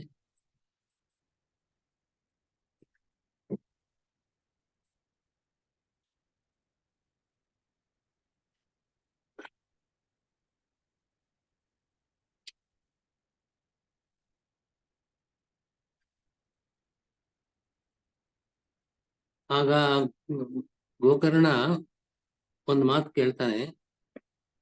ನಾನು ಈ ಭಾಗವತ ಪ್ರವಚನ ಮಾಡಿದಾಗ ನಾನು ಮಾತ್ರ ಇಲ್ಲ, ಎಲ್ಲರೂ ಬಂದಿದ್ದಾರೆ, ಅನೇಕ ಭಕ್ತರು ಇಲ್ಲಿ ಸನ್ನಿಹಿತರಾಗಿದ್ದಾರೆ. ಆದರೆ ಅವರು ಮಾತ್ರ ಅವರನ್ನು ಕರ್ಕೊಂಡು ಅವರು ವೈಕುಂಠಕ್ಕೆ ಹೋಗ್ತಾ ಇಲ್ಲ. ಇವಾಗ ನನ್ನನ್ನು ಕರೆದುಕೊಂಡು ಹೋಗೋದಕ್ಕೋಸ್ಕರವಾಗಿ ವಿಮಾನ ಬಂದಿದೆ ಅಂತ ನಾವು ಕೇಳ್ತಾ ಇದ್ದೇವೆ. ಇದೇನಿದೆ ವಿಚಿತ್ರ? ಭಾಗವತ ಪ್ರವಚನ ಈ ಸಂದರ್ಭದಲ್ಲಿ ಯಾರ್ಯಾರಿದ್ದಾರೋ ಅವರೆಲ್ಲರೂ ಮೋಕ್ಷಕ್ಕೆ ಹೋಗ ಯೋಗ್ಯತೆ ಇದ್ದವರಷ್ಟೇ. ಅತ್ರೈವ ಬಹವಃ ಸಂತಿ ಶ್ರೋತಾರೋ ಮಮ ನಿರ್ಮಲಾಹ ಆನೀತಾನಿ ವಿಮಾನಾನಿ ಅತೇಷಾಂ ಯುಗಪತ್ಕುತಃ. ತುಂಬಾ ಜನ ಇದ್ದಾರೆ ಶ್ರೋತೃಗಳು, ಅವರು ಕೂಡ ಒಳ್ಳೆ ನಿರ್ಮಲ ಮನಸ್ಸಿನಿಂದ ಭಾಗವತ ಶ್ರವಣ ಮಾಡಿದ್ದಾರೆ. ಆದ್ರೆ ಅವರನ್ನ ಕರೆದುಕೊಂಡು ಹೋಗೋದಕ್ಕೋಸ್ಕರವಾಗಿ ವಿಮಾನ ಬಂದಿಲ್ಲ, ನನ್ನನ್ನು ಮಾತ್ರ ಕರೆದುಕೊಂಡು ಹೋಗೋದಕ್ಕೋಸ್ಕರ ವಿಮಾನ ಬಂದಿದೆ. ಇದೇನಿದು? ಎಲ್ಲರೂ ಶ್ರವಣವನ್ನ ಸಮಾನವಾಗಿ ಮಾಡಿದ್ದಾರೆ. ಫಲಭೇದ ಕುತೋ ಜಾತಃ. ಅವ್ರಿಗೆ ಇಲ್ಲದೇ ಇದ್ದ ವಿಶೇಷ ಫಲ ನನಗೆ ಮಾತ್ರ ಯಾತಕ್ಕೆ ಅಂತ ಹೇಳಿದಾಗ ಅಲ್ಲಿರತಕ್ಕವರು ಹರಿದಾಸರು ಹೇಳಿದ್ರಂತೆ, ಶ್ರವಣಸ್ಯ ವಿಭೇದೇನ ಫಲಭೇದತ್ರ ಸಂಸ್ಥಿತ. ಭಾಗವತ ಶ್ರವಣ ಮಾಡಬೇಕು ಅಂತ ಯಾರು ಸಪ್ತಾಹಾದ ಶ್ರವಣವನ್ನು ಮಾಡ್ತಾ ಇದ್ದಾರೆ ಅವರು ಅವಶ್ಯವಾಗಿ ಕೇಳಬೇಕಾದ ವಿಷಯ ಇದು. ಎಲ್ಲರೂ ಭಾಗವತ ಶ್ರವಣ ಮಾಡ್ಲಿಕ್ಕೆ ಇರಬಹುದು, ಆದರೆ ಫಲಭೇದ ಇದೆ, ಬೇರೆ ಬೇರೆ ಫಲಗಳು ಸಿಗ್ತಾ ಇದೆ. ಅದು ಯಾಕೆ ಅಂತಂದ್ರೆ, ಶ್ರವಣಂತು ಕೃತಂ ಸರ್ವೈಹಿ, ಶ್ರವಣ ಮಾಡಿದ್ದಾರೆ ಎಲ್ಲರೂ ಕೂಡ, ಆದರೆ ನ ಮನನಂ ಕೃತಂ ನ ತಥಾ ಮನನಂ ಕೃತಂ. ಭಾಗವತ ಶ್ರವಣ ಮಾಡಿದ್ದ ಅಷ್ಟೇ ಅಲ್ಲದೆ ಶ್ರವಣ ಮಾಡಿದ್ದನ್ನ ಮನನ ಮಾಡಬೇಕು, ಅದನ್ನು ಪುನಃ ಪುನಃ ಮನಸ್ಸಿನಲ್ಲಿ ವಿಚಾರ ಮಾಡಬೇಕು, ಅದನ್ನ ಅನುಸಂಧಾನ ಮಾಡಬೇಕು. ಆ ರೀತಿಯಾದ ಮನನ ಎಲ್ಲರೂ ಮಾಡಿಲ್ಲ, ಅದರಿಂದಾಗಿ ಫಲಭೇದ ಇದೆ. ನೋಡಿ, ಆ ದುಂದುಕಾರಿ ಅವನಿಗೂ ಕೂಡ ವಿಶೇಷ ಫಲ ಸಿಕ್ಕಿದೆ. ಯಾಕೆ ಅಂತಂದ್ರೆ ಭಾಗವತ ಶ್ರವಣ ಸಪ್ತಾಹ ಶ್ರವಣ ಮಾಡ್ಬೇಕಾದ್ರೆ ಅವನು 7 ರಾತ್ರಿಗಳ ಕಾಲ ಆ ಉಪವಾಸ ಮಾಡಿತ್ತಂತೆ, ಏನು ಆಹಾರ ಸ್ವೀಕಾರ ಮಾಡಿರ್ಲಿಲ್ಲ. ಅದರಂತೆ ಮನನಾದಿಗಳನ್ನು ಮಾಡಿದ್ದಾನೆ. ಅಲ್ಲಿ ಹೇಳ್ತಾರೆ, ಅದೃಢಂಚ ಹತಂ ಜ್ಞಾನಂ ಪರಮಾದೇನ ಹತಂ ಶ್ರುತಂ ಸಂದಿಗ್ಧೋ ಹಿ ಹತೋ ಮಂತ್ರ ವ್ಯಗ್ರಚಿತ್ತೋ ಹತೋ ಜಪಃ. ನಾವು ಎಷ್ಟೋ ಸಂದರ್ಭಗಳಲ್ಲಿ ಜ್ಞಾನವನ್ನ ಪಡೆದಿರ್ತೇವೆ, ಜ್ಞಾನ ಬಂದಿರತ್ತೆ, ಶಾಸ್ತ್ರಾಧ್ಯಯನ ಮಾಡಿ ಜ್ಞಾನವನ್ನು ಸಂಪಾದನೆ ಮಾಡಿರ್ತೇವೆ, ಹಾಗೆ ಶ್ರವಣವನ್ನು ಮಾಡಿರ್ತೇವೆ, ಶಾಸ್ತ್ರ ಶ್ರವಣ ಪುರಾಣ ಶ್ರವಣ ಇದೆಲ್ಲ ಮಾಡಿರ್ತೇವೆ, ಮಂತ್ರ ಜಪ ಮಾಡಿರ್ತೇವೆ, ಇದೆಲ್ಲ ಆಗಿರುತ್ತೆ ನಿಜ. ಆದರೆ ನಾವು ಸಂಪಾದಿಸಿದ ಜ್ಞಾನ ದೃಢವಾಗಿಲ್ಲದೆ ಹೋದ್ರೆ, ಇದು ಹೀಗೆ ಅಂತಂದು ನಿಶ್ಚಯ ಇಲ್ಲದೆ ಹೋದ್ರೆ ಅಂತಹ ಜ್ಞಾನ ಅದು ಅನುಪಯುಕ್ತ. ಅದೃಢಂಚ ಹತಂ ಜ್ಞಾನ. ಹಾಗೆ ಪ್ರಮಾದೇನ ಹತಂ ಶ್ರುತಂ. ನಾವು ಶ್ರವಣ ಮಾಡಿರ್ತೇವೆ, ಅದು ನಾವು ಮಾಡ್ತಕ್ಕಂತಹ ಶ್ರವಣಕ್ಕಿಂತಲೂ ಹೆಚ್ಚಾಗಿ ನಾವು ಪ್ರಮಾದಗಳನ್ನ ಪಾಪಾಚರಣೆಯನ್ನ ಮಾಡುವ ಮೂಲಕ ನಮ್ಮ ಶ್ರವಣ ಫಲ ಕೊಡಲಾರದು. ಹಾಗೆ ಮಂತ್ರ ಸಂದಿಗ್ಧೂಹಿ ಅಥವಾ ಮಂತ್ರ, ನಾವು ಮಂತ್ರದ ವಿಷಯದಲ್ಲಿ ಅಥವಾ ಅದರ ಮಂತ್ರದ ಬಗ್ಗೆ ಸಂದೇಹ ಇದ್ದು ಮಾಡಿದ್ರೆ ಅದರಿಂದ ಫಲ ಇಲ್ಲ. ಜಪ ಮಾಡ್ತೇವೆ, ಜಪ ಮಾಡ್ಬೇಕಾದ್ರೆ ವ್ಯಗ್ರಚಿತ್ತ, ಮನಸ್ಸೆಲ್ಲೋ ಇರುತ್ತೆ, ಮನಸ್ಸೆಲ್ಲೋ ಇಟ್ಕೊಂಡು ಮಾಡತಕ್ಕಂಥ ಜಪವೂ ಕೂಡ ವ್ಯರ್ಥ. ಹಾಗೆ ಅವೈಷ್ಣವೋ ಹತೋ ದೇಶ. ಒಂದು ದೇಶ ಎಲ್ಲಿ ವೈಷ್ಣವರಿದ್ದಾರೆ ಅದು ಶ್ರೇಷ್ಠವಾದ ದೇಶ. ನೀವಾಗ ಯದ್ಯಪಿ ನೀವು ಭಾರತ ದೇಶದಲ್ಲಿ ಬೇರೆ ಕಡೆಯಲ್ಲಿ ಇದ್ದೀರಿ, ಆದ್ರೆ ನೀವೆಲ್ಲ ಭಕ್ತರು ಸೇರಿ ಮಾಡ್ತಕ್ಕಂಥ ಒಂದು ಕರ್ಮ ಇದು, ವೈಷ್ಣವರೆಲ್ಲ ಸೇರಿ ಮಾಡ್ತಕ್ಕಂಥ ಕರ್ಮ. ಹಾಗೆ ವೈಷ್ಣವರಿದ್ದರಿಂದ ನೀವು ಇದ್ದ ದೇಶ ಅದು ಬಹಳ ಶ್ರೇಷ್ಠವಾದ ದೇಶ ಅಂತ ಅನಿಸ್ಕೊಳ್ಳುತ್ತೆ. ವೈಷ್ಣವರಿಲ್ಲದ ದೇಶದಲ್ಲಿ ನಾವು ವಾಸ ಮಾಡಿದಾಗ ಆ ದೇಶ ನಮಗೆ ಪಾಪಕಾರಕ. ಹತಂ ಶ್ರಾದ್ದಂ ಅಪಾತ್ರಕಂ. ಶ್ರಾದ್ದ ಮಾಡ್ತಾರೆ, ಆದ್ರೆ ಸತ್ಪಾತ್ರರನ್ನ ಶ್ರಾದ್ದ ಕರ್ಮಕ್ಕೆ ಆಹ್ವಾನ ಮಾಡ್ಬೇಕಂತೆ. ಯಾರೋ ಇದ್ದಾರೆ, ಯಾರೋ ಬರ್ತಾರೆ, ಭೋಜನ ಮಾಡ್ತಾರೆ, ಹೋಗ್ತಾರೆ ಅಂತಂದ್ರೆ ಅದು ಅಪಾತ್ರದಲ್ಲಿ ಮಾಡಿದ ಶ್ರಾದ್ದ, ಅದು ಫಲ ಕೊಡಲಾರದು. ಹತಂ ಅಶ್ರೋತ್ರಿಯೇ ದಾನಂ ಅನಾಚಾರಂ ಹತಂ ಕುಲಂ. ಇದು ಯಾರ ದಾನ ಕೊಡಬೇಕಾದ್ರೆ ಸತ್ಪಾತ್ರರಿಗೆ ಕೊಡಬೇಕು, ಶ್ರೋತ್ರಿಯರಿಗೆ ಕೊಡಬೇಕು. ಹಾಗೆ ಶ್ರೋತ್ರಿಯರಲ್ಲದೆ ಇದ್ದವರಿಗೆ ನಾವೆಷ್ಟೋ ದಾನವನ್ನು ಕೊಟ್ರೆ ಅವ್ರು ಸಂತೋಷ ಪಡಬಹುದು, ಆದ್ರೆ ಫಲ ಇಲ್ಲ ಅದಕ್ಕೆ. ಹಾಗೆ ಅನಾಚಾರದಿಂದ ನಾವು ಜೀವನ ಸಾಗಿಸಿದಾಗ ಕುಲವೇ ತುಂಬಾ ಅಧಪತನವನ್ನು ಪಡಿತಾ ಇದೆ. ಹೀಗಾಗಿ ನಮಗೆ ವಿಶ್ವಾಸೋ ಗುರುವಾಕ್ಯೇಶು ಸ್ವಸ್ಮಿನ್ ದೀನತ್ವ ಭಾವನ ಮನೋದೋಷ ಜಯಶ್ಚೈವ ಕಥಾಯಾಮ್ ನಿಶ್ಚಯ ಮತಿ. ನಮಗೆ ಗುರುವಾಕ್ಯಗಳಿದೆ, ಗುರುಗಳು ಏನು ಉಪದೇಶ ಮಾಡ್ತಾ ಇದ್ದಾರೆ ಅವರ ಮಾತಿನಲ್ಲಿ ವಿಶ್ವಾಸ ಇರಬೇಕು. ನಾನು ಸ್ವಸ್ಮಿನ್ ದೀನತ್ವ ಭಾವನ, ನಾನೇನು ವಿಶೇಷವಾದ ಸತ್ಕಾರ್ಯಗಳನ್ನು ಮಾಡಲಿಲ್ಲ, ನಾನು ಪಾಪಿಷ್ಠ ಅಂತನೋ ಒಂದು ಭಾವನೆ, ಅಂತ ಒಂದು ದೈನ್ಯ ಭಾವನೆ ಅದಿರ್ಬೇಕಾದದ್ದು. ಮನೋದೋಷಗಳನ್ನ ನಾವು ಜಯಿಸ್ಬೇಕು. ಮತ್ತು ಕಥೆ ಕೇಳಬೇಕಾದ್ರೆ ನಿಶ್ಚಲವಾದ ಮನಸ್ಸಿನಿಂದ ಕೇಳ್ಬೇಕದನ್ನ. ಇದೆಲ್ಲ ಇದ್ದಾಗ ಆ ಶ್ರವಣ ಫಲ ಕೊಡತ್ತೆ. ಆ ರೀತಿಯಾದ ಶ್ರವಣವನ್ನು ಮಾಡಿದವರು ಹೆಚ್ಚು ಜನರಿಲ್ಲ. ಆದ ಕಾರಣ ಆ ಗಂಗಾ ತಟದಲ್ಲಿ ಆ ಗೋಕರ್ಣ ಮಾಡಿದ ಭಾಗವತ ಪ್ರವಚನವನ್ನ ಕೇಳದ ಎಲ್ಲರೂ ಕೂಡ ಅಷ್ಟೇ ಶ್ರದ್ಧೆಯಿಂದ ಮಾಡಿದವರಲ್ಲಪ್ಪ. ನೀನು ವಿಶೇಷವಾದ ಅಂತ ಭಕ್ತಿಯಿಂದ ಶ್ರವಣ ಮಾಡಿದ್ದೀಯೇ. ಈ ಪ್ರೇತ ಅಂತ ವ್ರತಾನುಷ್ಠಾನ ಮಾಡಿ ಭಕ್ತಿಯಿಂದ ಶ್ರವಣ ಮಾಡಿದೆ, ನಿಮಗೆ ವಿಶೇಷ ಫಲ ಅಂತ ಹೇಳುವ ಸಂದರ್ಭ ಬರುತ್ತೆ. ಇದನ್ನ ನಮ್ಮ ಮನಸ್ಸಿನಲ್ಲಿ ಇರಬೇಕು.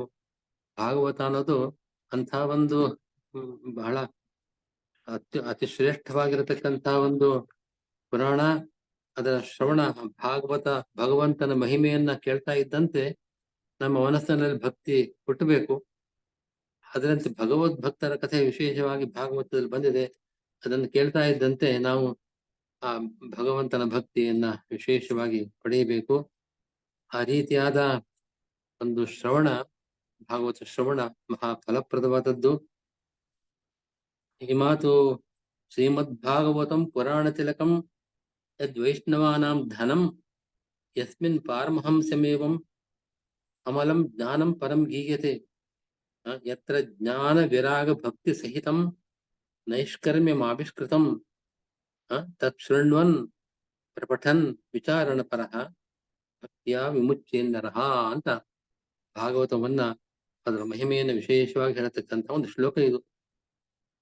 ಈ ಭಾಗವತ ಪುರಾಣ ತಿಲಕ, ಅನೇಕ ಪುರಾಣಗಳಲ್ಲಿ ತಿಲಕದಂತೆ ಅಂಥ ಒಂದು ಶ್ರೇಷ್ಠವಾದ ಸ್ಥಾನವನ್ನು ಪಡೆದಿದೆ. ವೈಷ್ಣವರಿಗೆ ಒಂದು ದೊಡ್ಡ ಧನ ಇದು ಭಾಗವತ. ಇಲ್ಲಿ ಒಂದು ಭಾಗವತದಲ್ಲಿ ಪ್ರಾರಂಭದಲ್ಲೇ ಭಾಗವತದಲ್ಲಿ ಬರುವಂತೆ ಒಂದು ನಿಷ್ಕಾಮ ಕರ್ಮದ ಮಹತ್ವ, ಭಕ್ತಿಯ ಮಹತ್ವವನ್ನ ವಿಶೇಷವಾಗಿ ನಾವಿಲ್ಲಿ ಕೇಳ್ತಾ ಇದ್ದೇವೆ. ಇಂಥ ಒಂದು ನೈಷ್ಕರ್ಮ್ಯ ಅಂತಂದ್ರೆ ಜ್ಞಾನ ವೈರಾಗ್ಯ ಭಕ್ತಿ ಸಹಿತವಾಗಿ ಯಾವುದೇ ಫಲಾಪೇಕ್ಷೆ ಇಲ್ಲದೆ ಕೇವಲ ಭಗವಂತನ ಪ್ರೀತಿಗೋಸ್ಕರವಾಗಿ ನಾವು ಮಾಡ್ತಕ್ಕಂಥ ಕರ್ಮ, ಅದು ನೈಷ್ಕರ್ಮ್ಯ ಅಂತ ಅನ್ಸ್ಕೊಳ್ತಾ ಇದೆ. ಇದೆಲ್ಲ ವಿಷಯಗಳನ್ನು ಕೂಡ ಭಾಗವತದಲ್ಲಿ ನಾವು ಶ್ರವಣ ಮಾಡ್ಬೇಕಾದ್ರೆ ಕೇಳ್ತಾ ಇದ್ದೇವೆ. ಇಂತಹ ಭಾಗವತ ಶ್ರವಣ, ಅದರ ಪಠನ, ಅದರ ವಿಚಾರ, ಇದರಿಂದ ಆ ಮನುಷ್ಯ ಮೋಕ್ಷವನ್ನ ಪಡಿತಾನೆ. ಅಂತೆ ರೀತಿಯಾಗಿ ವಿಶೇಷವಾದ ಮಹಿಮೆಯನ್ನ ವರ್ಣನೆ ಮಾಡ್ತಕ್ಕಂಥ ಪದ್ಮಪುರಾಣ ಮತ್ತು ಸ್ಕಂದ ಪುರಾಣದಲ್ಲೂ ಕೂಡ ಇದರ ಮಹಿಮೆ ವಿಶೇಷವಾಗಿ ಹೇಳಿದೆ. ಇಂತಹ ಒಂದು ಭಾಗವತ ಶ್ರವಣವನ್ನು ನೀವು 13 ದಿವಸಗಳ ಕಾಲ ಬಹಳ ಶ್ರದ್ಧೆಯಿಂದ ಮಾಡಿದ್ದೀರಿ ಅಂದ್ರೆ ಅದು ಬಹಳ ಪ್ರಶಂಸನೀಯವಾದ, ಅಭಿನಂದನೀಯವಾದ ಕಾರ್ಯ. ಇದು ವಿಶೇಷವಾಗಿ ನಡೆಯಲಿ. ನೀವಿದ್ದ ಸ್ಥಳದಲ್ಲಿ ಈಗಾಗಲೇ ಹೇಳದಂತೆ ಅವೈಷ್ಣವರ ದೇಶ, ಅದು ನಿಂದನೀಯವಾದದ್ದು. ಅಲ್ಲಿರತಕ್ಕಂಥ ನೀವೆಲ್ಲರೂ ವಿಷ್ಣು ಭಕ್ತರಾಗಿ ಒಂದು ಕಡೆ ಸೇರಿ ಮಾಡತಕ್ಕಂಥ ಈ ಫಲ, ಈ ಶ್ರವಣ, ಭಾಗವತ ಶ್ರವಣ ವಿಶೇಷ ಫಲಪ್ರದವಾದದ್ದು. ಆ ಭಗವಂತ ನಿಮಗೆ ಅನುಗ್ರಹ ಮಾಡಲಿ ಅಂತ ಪ್ರಾರ್ಥನೆ ಮಾಡಿ ನಾನು ಮಾತು ಮುಗಿಸ್ತಾ ಇದ್ದೇನೆ. ಶ್ರೀಕೃಷ್ಣ.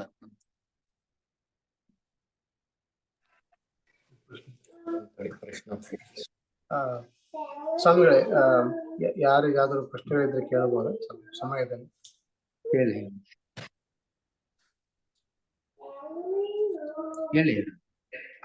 ಯಾರಿಗಾದ್ರೂ ಪ್ರಶ್ನೆ ಇದ್ರೆ ಕೇಳಬಹುದು. ಕೇಳಿ.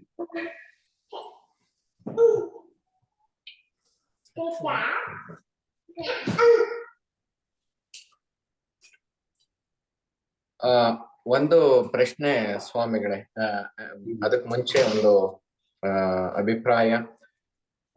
ವಿಷಯ ಪ್ರಸ್ತಾವನೆ ಮಾಡಿದ್ದ ರೀತಿಲೇ ತುಂಬಾ ಉದಾಹರಣೆಗಳನ್ನ ಕೊಟ್ಟು ತಾವು ಹೇಗೆ ಭಾಗವತ ಮಹತ್ವ ಬೇರೆ ಪುರಾಣಗಳಿಗಿಂತ ಅದಕ್ಕೂ ಇದಕ್ಕೂ ಏನು ಅಂತರ, ಇದನ್ನ ಯಾಕೆ ನಾವು ಹೆಚ್ಚು ಪಠಣ ಮಾಡ್ಬೇಕು, ಮನನ ಮಾಡ್ಬೇಕು ಅಂತ ತುಂಬಾ ಚೆನ್ನಾಗಿ ಉದಾಹರಣೆಗಳ ಮೂಲಕ ತಿಳಿಸ್ಕೊಟ್ಟಿದ್ದೀರಾ ಸ್ವಾಮಿ. ತುಂಬಾ ಧನ್ಯವಾದಗಳು. ಚೆನ್ನಾಗಿ ಪ್ರತಿಯೊಬ್ಬರಿಗೂ ಮನಮಟ್ಟುವಂತೆ ವರ್ಣನೆ ಮಾಡಿದ್ದೀರಾ. ಒಂದು ಪ್ರಶ್ನೆ ಅಂತಂದ್ರೆ, ಈ ಧುಂದುಕಾರಿ ಉದಾಹರಣೆ ಕೊಟ್ರಿ ನೀವು. ಅದರಲ್ಲಿ ಅವನು 7 ದಿನ ಉಪವಾಸ ಮಾಡದ, ಆಮೇಲೆ ಅವನಿಗೂ ಫಲ ಬಂತು ಅಂತ. ಆ ಅದು ಆಕ್ಚುಲಿ ಅವನು ಸಾಕಷ್ಟು ಪಾಪಗಳು ರಾಶಿಗಳನ್ನೇ ಇಟ್ಕೊಂಡಿರ್ತಾನೆ. ಆದ್ರೂ ಈ ಒಂದು ಭಾಗವತ ಶ್ರವಣದಿಂದ ಅವನಿಗೆ ಇಷ್ಟ ಆಯ್ತಾ ಅಥವಾ ಹೇಗೆ ಅನ್ನೋದು ನಾವು ಹೇಗೆ ಅನುಸಂಧಾನ ಮಾಡ್ಬೇಕಲ್ಲಿ? ಯಾಕಂದ್ರೆ ಅವನ್ ಪಾಪಗಳೇ ಜಾಸ್ತಿ ಇತ್ತು ಅವನು ಮಾಡಿದ್ 7 ದಿನ ಶ್ರವಣಕ್ಕಿಂತಲೂ. ಅವನು ಮಹಾಪಾಪಿಷ್ಠ ಆಗಿದ್ದ ನಿಜ, ಆದ್ರೆ ತಾನು ಮಾಡಿದ ಅಂತಹ ಪಾಪ ಕರ್ಮಗಳಿಂದ ಅವನು ಸತ್ತಾಗ ಅವನು ಪ್ರೇತನಾಗಿ ಇರಬೇಕಾಯ್ತು. ಆ ಕಾಲದಲ್ಲಿ ವಿಶೇಷ ದುಃಖವನ್ನು ಅನುಭವಿಸ್ತಾ ಇದ್ದ. ಗೋಕರ್ಣ ಅವನ ದುಃಖ ಪರಿಹಾರ ಮಾಡೋದಕ್ಕೋಸ್ಕರವಾಗಿ ಈ ಭಾಗವತದ ಮಹಿಮೆಯನ್ನ ಅವನಿಗೆ ತಿಳಿಸಿ ಭಾಗವತ ಪ್ರವಚನ ಏರ್ಪಡಿಸಿದಾಗ ಅತ್ಯಂತ ಭಕ್ತಿಯಿಂದ ಅದನ್ನ ಕೇಳ್ತಕ್ಕಂತ ಒಂದು ಸಂದರ್ಭ ಅವನಿಗೆ ಒದಗಿತು. ಎಷ್ಟು ಈಗಾಗಲೇ ಉದಾಹರಿಸಿದ ಶ್ಲೋಕಗಳಲ್ಲಿ ನಾವು ಯಾವಾಗಲೂ ವಿಶೇಷವಾಗಿ ಪಾಪಕರ್ಮಗಳನ್ನೇ ಮಾಡ್ತಾ ಇದ್ದೇವೆ ನಿಜ. ಆದ್ರೆ ಕೆಲವು ಕಾಲವಾದರೂ ಕೂಡ ನಾವು ಭಕ್ತಿಯಿಂದ ಭಾಗವತ ಶ್ರವಣ ಮಾಡಿದ್ರೆ ಭಾಗವತಕ್ಕೆ ಅಂತ ಒಂದು ಮಹಾ ಮಹಿಮೆ ಇದೆ. ಅದು ಶ್ರೀಕೃಷ್ಣನ ವಿಶೇಷ ಸನ್ನಿಧಾನೋಪೇತವಾದದ್ದು, ನಮಗೆ ವಿಶೇಷ ಭಕ್ತಿ ಪ್ರಚೋದಕವಾಗತಕ್ಕಂತಹದ್ದು. ಆ ಭಕ್ತಿ, ನಾವು ಪಡೆದ ಜ್ಞಾನ, ಭಕ್ತಿ ಮತ್ತು ವೈರಾಗ್ಯಗಳು ನಮ್ಮ ಎಂತಹ ಪಾಪಗಳಿದ್ರೂ ಪರಿಹಾರ ಮಾಡತ್ತೆ ಅಂತ ಆ ಒಂದು ಫಲವನ್ನು ನಾವು ಕೇಳ್ತಿದ್ದೀವಲ್ಲ, ಅದಕ್ಕೊಂದು ಉದಾಹರಣೆ ದುಂದಕ. ಅವನು ಅಂಥ ಮಹಾಪಾಪಗಳನ್ನು ಮಾಡಿದವನಾದ್ರೂ ಕೂಡ ಅದೇ ಭಕ್ತಿಯಿಂದ ಭಾಗವತ ಶ್ರವಣ ಮಾಡಿ ಆ ಪಾಪ ಪರಿಹಾರವನ್ನು ಮಾಡ್ಕೊಂಡಿದ್ದಾನೆ. ಸ್ವಾಮಿ, ನಂದೊಂದು ಪ್ರಶ್ನೆ. ನಾವು 12ನೇ ಸ್ಕಂದದಲ್ಲಿ ಪಶು ಬುದ್ಧಿಯನ್ನು ಬಿಟ್ಟು ವಿಷ್ಣು ಭಕ್ತಿಯಲ್ಲಿ ತೊಡಗಬೇಕು ಅಂತ ಒಂದು ಎಂದು ಕೇಳಿದ್ವಿ. ಈಗ ಕಲಿಯುಗದಲ್ಲಿ ನಾಮ ಸಂಕೀರ್ತನೆ ಮಾತ್ರ ಸಾಕು ಎನ್ನುವ ಸಮಯದಲ್ಲಿ ನಾವು ಧ್ಯಾನದಲ್ಲಿ ನಮಗೆ ಮನಸ್ಸಿಲ್ಲ, ಭಾಗವತದಲ್ಲಿ ಇನ್ನೂ ಮನಸ್ಸಿರಬೇಕು, ಇಲ್ಲ ಇನ್ನೂ ತೊಡಗಬೇಕು ಅನ್ನುವ ಇದು ವಿಭಿನ್ನ ಸ್ಟಾನ್ಸ್ ಆತಲ್ಲ. ಇದರಲ್ಲಿ ಡಿಫ್ರೆನ್ಸ್ ಹೆಂಗೆ ನೋಡ್ಬೇಕು ನಾವು? ಇನ್ನೊಂದ್ಸತಿ ಹೇಳಿ ಸ್ವಲ್ಪ. ಈಗ ಕಲಿಯುಗದಲ್ಲಿ ನಾವು ಸಂಕೀರ್ತನೆ ಮಾತ್ರ ಸಾಕು ಅನ್ನುವ ಒಂದು ವಿಚಾರವಾದ್ರೆ, ಇನ್ನೊಂದು ಕಡೆ ಭಾಗವತದಲ್ಲಿ ಇನ್ನೂ ತೊಡಗಬೇಕು, ಅದು ಫಲಭೇದ. ಕಲಿಯುಗದಲ್ಲಿ ನಾಮ ಸಂಕೀರ್ತನೆಗೆ ಬಹಳ ಮಹತ್ವ ಇದೆ ಅಂತ ನಿಜ. ಆದ್ರೆ ನಾಮ ಸಂಕೀರ್ತನೆಯನ್ನ ಮಾಡಬೇಕಾದ್ರೆ ತುಂಬಾ ಯಾಂತ್ರಿಕವಾಗಿ ನಾಮ ಸಂಕೀರ್ತನೆ ಮಾಡ್ತೀವಿ. ನಾವು ಮಾಡುವ ನಾಮ ಸಂಕೀರ್ತನ ನಿಮ್ಮ ಗಮನಕ್ಕೆ ಬಂದಿರ್ಬೇಕು. ಬಾಯಲ್ಲಿ ಬರ್ತಾ ಇರ್ತದೆ, ಕೃಷ್ಣ ಗೋವಿಂದ ಅಂತ ನಾಮವನ್ನ ಹೇಳ್ತಾನೆ ಇರ್ತೀವಿ.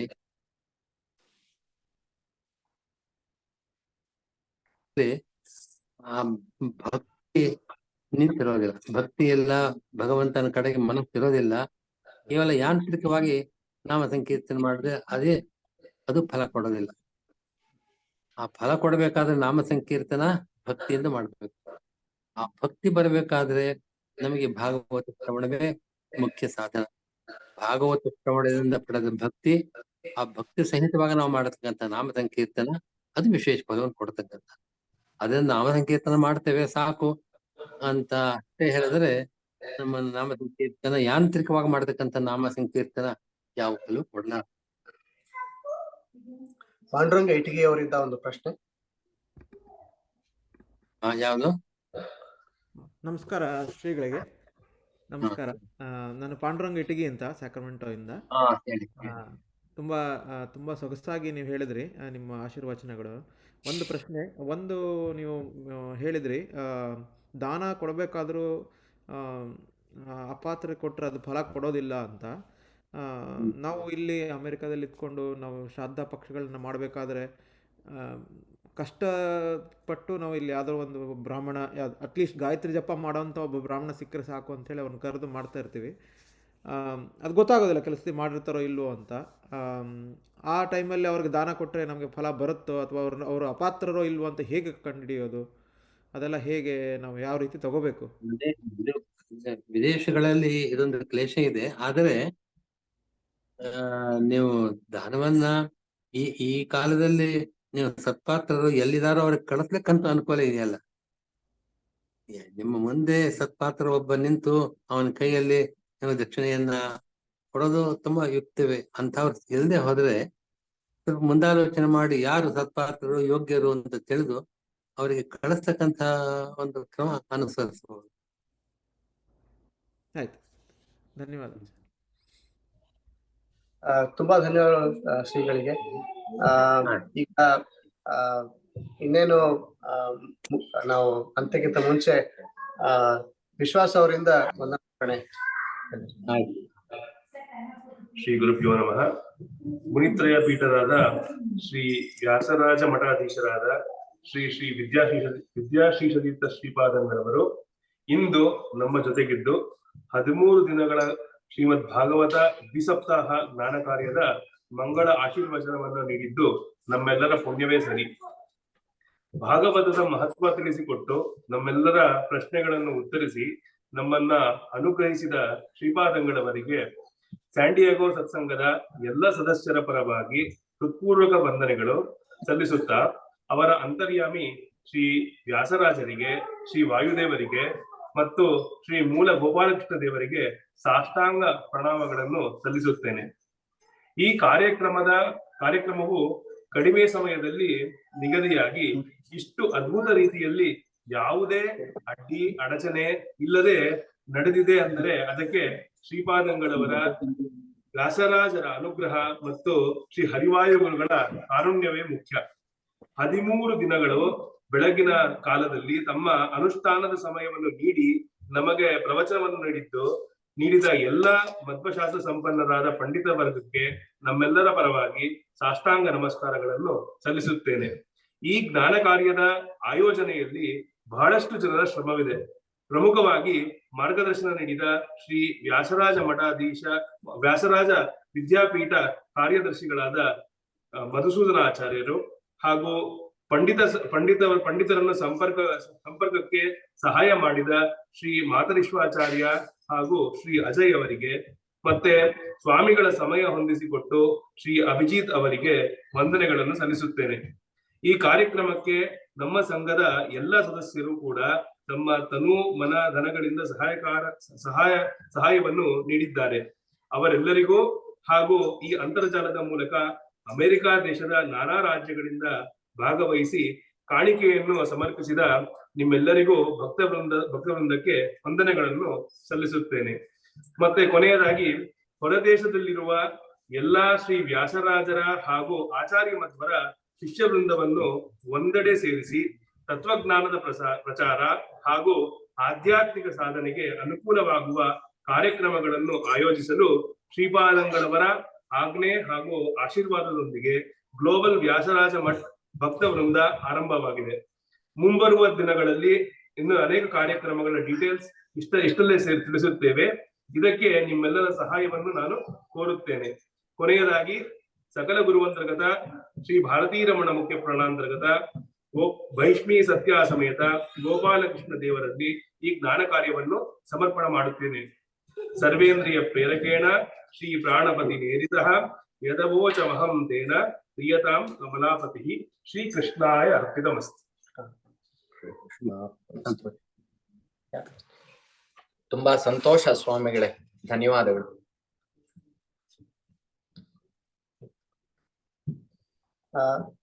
ಇಲ್ಲಿಗೆ ಈ ಪ್ರವಚನ ಮಾಲಿಕ ಮುಗೀತು. ಧನ್ಯವಾದಗಳು ಎಲ್ಲರೂ. ನಮಸ್ಕಾರ. ಒಂದು ರಿಕ್ವೆಸ್ಟ್ ಇದೆ ಎಲ್ಲರಿಗೂ. ಇವತ್ತಿನವರೆಗೆ ಎಲ್ಲರೂ ನೀವು ನಮ್ಮ ಜೊತೆ ಸೇರಿದ್ರಿ. ಅಟೆಂಡೆನ್ಸ್ ಯಾವಾಗ್ಲೂ 50+ ಇತ್ತು. ನಿಮ್ಮಿಂದ ಒಂದು ಚಿಕ್ಕ ಫೀಡ್ಬ್ಯಾಕ್ ಕೇಳ್ತಿದ್ವಿ. ಒಂದು ಗೂಗಲ್ ಶೀಟ್ ಲಿಂಕ್ ಕಳಿಸಿದೆ ಚಾಟ್ ಗ್ರೂಪ್ ಚಾಟ್ ಅಲ್ಲಿ. So please take some time out and fill that up. ಧನ್ಯವಾದ. ನಮಸ್ಕಾರ. ನಮಸ್ಕಾರ. ನಮಸ್ಕಾರ. ಧನ್ಯವಾದ. ಹರೇ ಶ್ರೀನಿವಾಸ. ನಮಸ್ಕಾರ. ಹರೇ ಶ್ರೀನಿವಾಸ. ನಮಸ್ಕಾರ. ನಮಸ್ಕಾರಗಳು. ತುಂಬಾ ಚೆನ್ನಾಗಾಯ್ತು. ನಮಸ್ಕಾರ. ಸಂಘದ ಸದಸ್ಯರೆಲ್ಲರಿಗೂ ನಮಸ್ಕಾರ. ಹರೇ ಶ್ರೀನಿವಾಸ.